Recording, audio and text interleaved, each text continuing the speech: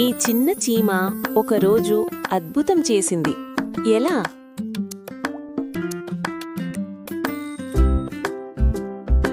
ఒక చిన్న అడవిలో చిట్టి అనే చిన్న చీమ ఉండేది. అందరూ దానిని చూసి నవ్వేవారు. నువ్వు చాలా చిన్నదివి, ఏం చేయగలవు అన్నారు పెద్ద జంతువులు. కాని చిట్టికి ఒక పెద్ద కల ఉండేది.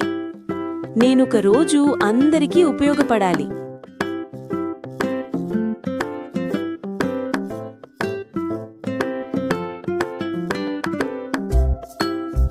ఒకరోజు అడవిలో భారీ వర్షం, చిన్న వాగు పెద్ద నదిగా మారింది. చాలా జంతువులు ఇబ్బంది పడ్డాయి. చిట్టి తన స్నేహితులైన చీమలను పిలిచింది. అందరూ కలిసి ఆకులు, చెక్క ముక్కలు తెచ్చి ఒక చిన్న వంతెన తయారు చేశారు.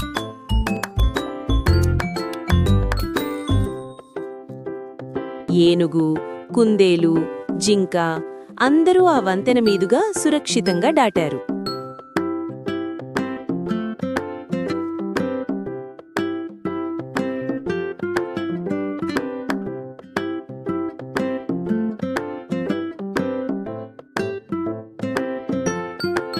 అప్పుడు సింహం చెప్పింది, చిన్నవాళ్లను తక్కువ అంచనా వెయ్యకూడదు. అప్పటినుండి చిట్టి అడవిలో హీరో అయ్యింది.